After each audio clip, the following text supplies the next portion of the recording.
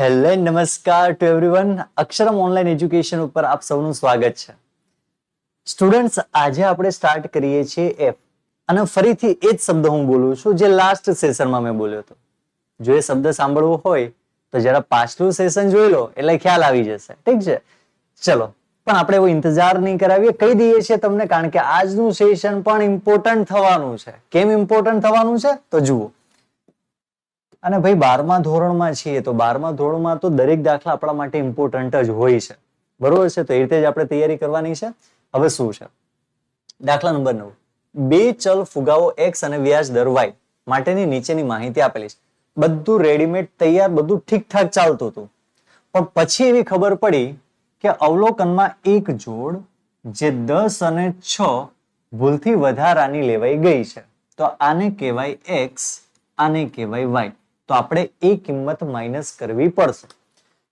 ધ્યાનથી સાંભળજો, હું તમને થોડું એક્સ્ટ્રા પણ શીખવાડીશ. ઘણી વખત દાખલામાં ચેન્જ કરીને પણ પૂછે કે 10 6 ની જગ્યાએ ભૂલથી 8 અને 6 લેવાનું હતું, તો એવા સંજોગોની અંદર શું થાય અને આ સંજોગની અંદર શું થાય. તો પેલા આ સમજો, આમાં શું આપેલું છે? કિંમત આપેલી છે.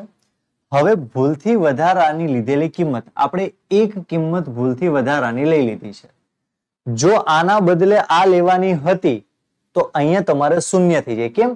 તો કે એક કિંમત મૂકો છો અને એક કિંમત તમે બાદ કરો છો, એટલે અહીંયા શું થઈ જાય? શૂન્ય થઈ જાય. હવે જે ખોટી કિંમત છે એ બધે માઇનસ કરવાની, અને સાચી કિંમત છે એ નીચેનું એક કોલમ વધારે બનાવવાનું, એમાં તમારે પ્લસ કરવાની. આપણા ક્વેશ્ચનમાં માત્ર એવું કીધું છે કે આ જ કિંમત ભૂલથી લેવાઈ ગઈ છે, તો બધામાં આપણે માઇનસ કરી નાખીશું. સમજી ગયા? પ્રેક્ટિસ શીટમાં ક્યાંક ને ક્યાંક દાખલા છે, ક્યાંક ડાયજેસ્ટની પાછળ છે, અથવા એવા ઘણા બધા પ્રકાશન છે કે જેની અંદર તમને સાચી માહિતી અને ખોટી માહિતી આપેલી હોય કે આ સાચી માહિતી છે, આ ખોટી માહિતી છે. તો સાચી માહિતી બધી પ્લસ, ખોટી માહિતી બધી માઇનસ. આપણા દાખલામાં બધી કરીશું માઇનસ. કેમ? તો કે ભૂલથી લેવાઈ ગઈ છે. ચલો, x કેટલા છે? 10 છે, તો લખી દઈશું આપણે 10. y કેટલા છે? 6, તો લખી દઈશું 6. 10 નો વર્ગ કેટલો થઈ જાય? 100. y નો સ્ક્વેર કેટલો થઈ જાય? 6. xy એટલા બંનેનો થઈ જાય 60. ભૂલથી લેવાઈ ગઈ છે એટલે ચોક્કસપણે આપણે કરીશું માઇનસ. કેલ્સી લઈ લો હાથમાં અને શરૂઆત કરો. એક માઇનસ કરશો તો 49, 490, 294,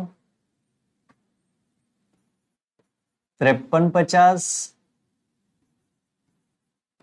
1994, 30 અને 30.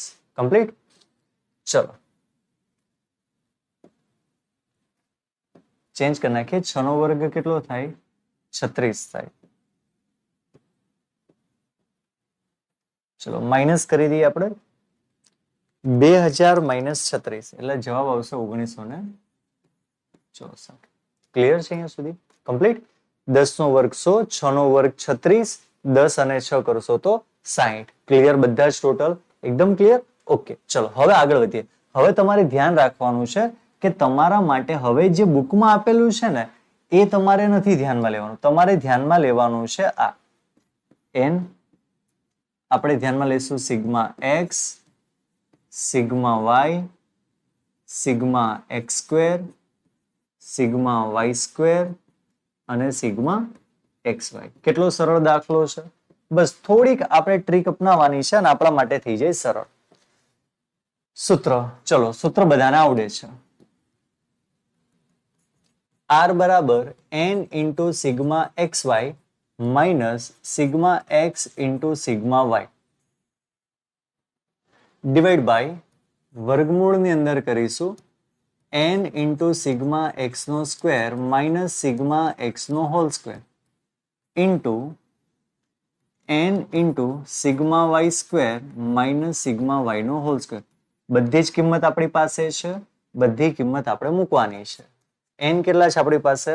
49. તો લખો n બરાબર 49. સિગ્મા xy કેટલા છે આપણી પાસે? 30. ચલો, સિગ્મા x કેટલા છે આપણી પાસે? 490 ગુણ્યા 294. હવે ગણતરી તો તમને બધાને આવડે જ છે. આ કઈ આપણા માટે ગણતરી નવી છે જ નહીં.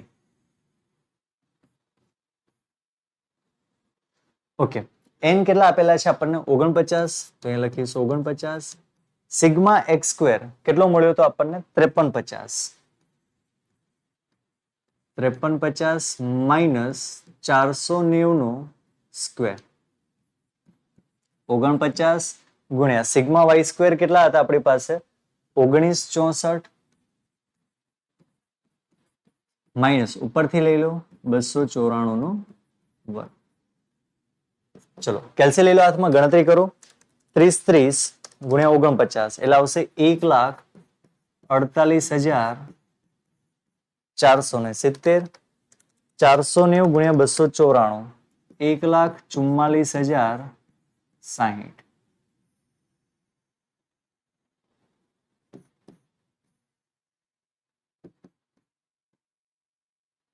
ચલો વિદ્યાર્થી મિત્રો, શરૂઆત કરીએ છીએ આપણે 5350 ગુણ્યા 49 તો 2,62,150 માઇનસ 490 નો વર્ગ 2,40,100. ત્યાર પછી 1964 ગુણ્યા 49 96,236 માઇનસ 294 તો 86,436. ચલો બાદ બાકી આપણે કરવાની છે. 1,48,470 માઇનસ 1,44,060 તો જવાબ આવે છે 4410 છેદમાં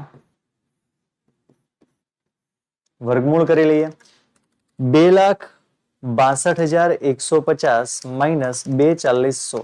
જવાબ છે 22,050 ગુણ્યા ગણતરી શાંતિથી કરવાની અને પરફેક્ટ કરવાની 96,236 માઇનસ 86,436. જવાબ છે 9800.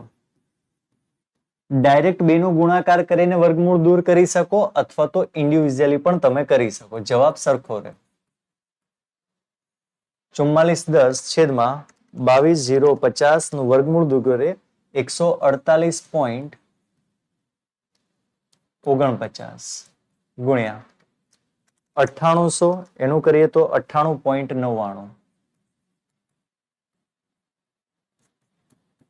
ચલો 4410 છેદમાં 148.49 ગુણ્યા 98.99 તો જવાબ મળે 14,699.03. ભાગાકાર કરી દઈએ આપણે 4410 છેદમાં 14,699.03. જવાબ છે 0.30. તો અહીં આપણે લખી દઈશું જવાબ કેટલો મળ્યો 0.30. બરોબર છે. તો આપણે લખવું હોય તો લખી શકાય કે સહસંબંધાંક કેટલો મળે છે આપણને લખાય તેથી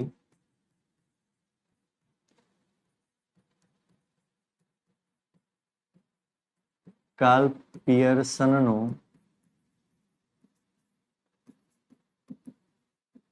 સહસંબંધાંક 0.30 મળે છે ને. એકદમ સરળ. ખાસ આજનો વિડીયો સેવ કરીને રાખજો અને ખાસ અગત્યનો એક્ઝામમાં આવા પણ દાખલા પૂછાય છે. ચલો આગળ વધીએ છીએ આપણે. નેક્સ્ટ શું કીધું છે? ઓકે, 10 પેઢી માટે વેચાણ X અને ખર્ચ Y વિશે નીચે મુજબ માહિતી મળે છે. X બાર આપેલો છે, Y બાર આપેલો છે. હવે અહીંયા તમને કિંમત આપેલી, જરા ધ્યાનથી સાંભળજો. X બાર 58 છે. શું અહીંયા 58 છે? 58 નથી તો એનો મતલબ એવો થયો કે આ X માઇનસ X બાર વાળી તો રીત છે જ નહીં. જો અહીંયા 58 આપ્યો હોત ને તો આપણે ડાયરેક્ટ એવું સમજત કે એ સિગ્મા X માઇનસ X બાર નો સ્ક્વેર 850 છે એવું સમજી લે, પણ એવું નથી. તો નથી તો એના માટે પહેલા આપણે સમજવું પડશે X બાર તમારા માટે છે 58, Y બાર પણ તૈયાર છે આપણા માટે 14. હવે અહીંયા આપણે સમજવાનું છે યુવી ની રીત કરીશું, પણ અહીંયા તમારે કરી નાખવાનું સિગ્મા યુ સ્ક્વેર. શું સમજી લેવાનું? યુ સ્ક્વેર કેટલા છે? 850 છે. સિગ્મા વી સ્ક્વેર કેટલા છે તમારી પાસે? 32 છે. અને સૌથી મહત્વનું સિગ્મા યુવી તમારી જોડે છે. અહીંયા કિંમત કેટલી છે? તો ચલો કિંમત આપણે જોઈ લઈએ છીએ. કિંમત કેટલી આપેલી છે ને? કેટલી કિંમત છે? તો કિંમત છે આપણે 0. બરાબર છે. ચલો તો સિગ્મા યુ શું થઈ ગયું? 0 થઈ ગયું. હવે પ્રોબ્લેમ એવો છે કે તમારે સિગ્મા યુ અને સિગ્મા વી તો જોઈએ, પણ શું એ તમારી પાસે છે?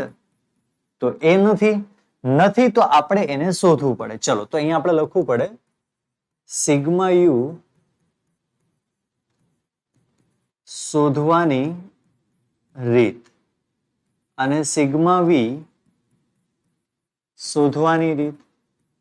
તો ખાસ યાદ રાખજો, આવા સંજોગોની અંદર જે સૂત્ર છે એ ખૂબ મહત્વનું સૂત્ર આપણા માટે રહેવાનું છે. કયું સૂત્ર છે? તો x બાર બરાબર a plus sigma you upon n. તો અહીંયા શું બોલાય? તો કે અહીંયા બોલાય y bar is equal to b plus sigma v upon n. કેટલું સરળ છે ને? એકદમ ઈઝી.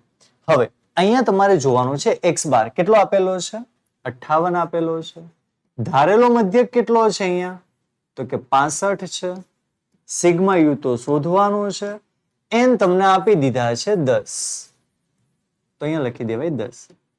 કમ્પ્લીટ. હવે આની ગણતરી જો, આ ડાબી બાજુ જાય તો શું થઈ જશે? -58 -65 બરાબર સિગ્મા યુ અપોન 10.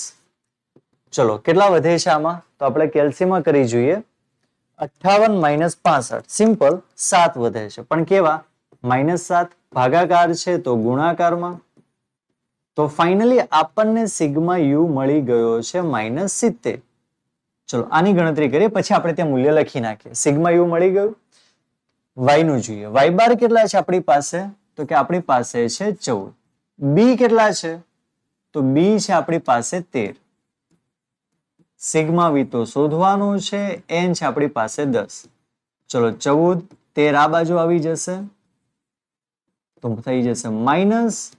તો 1 ગુણ્યા 10 બરાબર સિગ્મા વી. તો સિગ્મા વી બરાબર કેટલા થશે સ્ટુડન્ટ્સ? 10 થઈ જશે. યુ મળી ગયું, વી મળી ગયું, u square v square uv છે, જોડે જોડે આપશે x બાર અને y બાર છે. બસ હવે થઈ ગયું સરળ આપણા માટે. માત્ર મૂકો સૂત્ર અને લાવી દો જવાબ. n into sigma UV minus sigma U into sigma V. ચલો ત્યારબાદ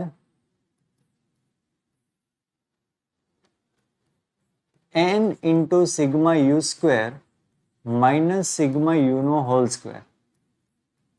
n into sigma V square minus sigma V નો હોલ સ્ક્વેર. ચલો સ્ટાર્ટ કરીએ છીએ આપણે. n આપણી પાસે છે 10. લખ્યા છે 10.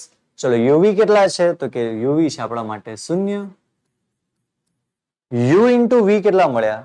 તો -70 અને 10 મળ્યા.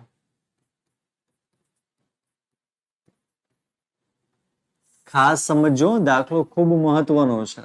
2 નવા સૂત્રો પણ છે આની અંદર. ઓકે, n કેટલા છે? 10. Sigma U square. U square કેટલા છે? 850. માઇનસ ઉપરથી લઈ લો -70 નો વર્ગ. 10 ગુણ્યા વી સ્ક્વેર કેટલા છે આપણી પાસે? તો વી સ્ક્વેર છે 32. તો લખી નાખો 32 માઇનસ 10 નો વર્ગ. ચલો કરો. પહેલા તો 0 માઇનસ કૌંસમાં શું આવશે? -700.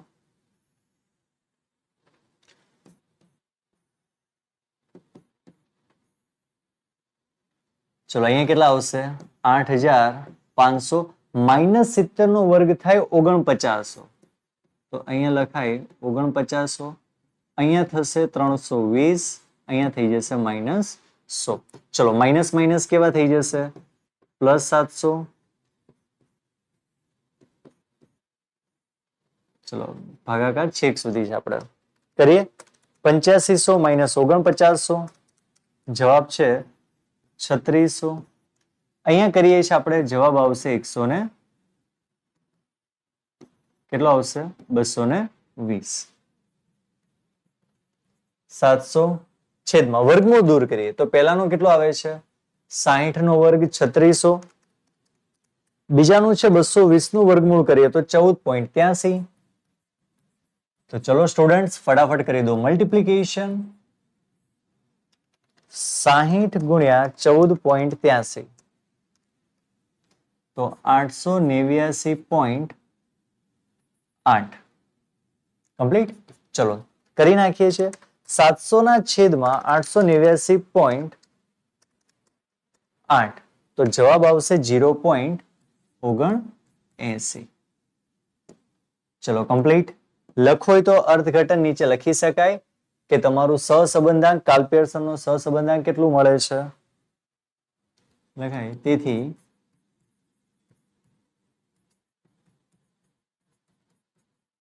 Karl Pearson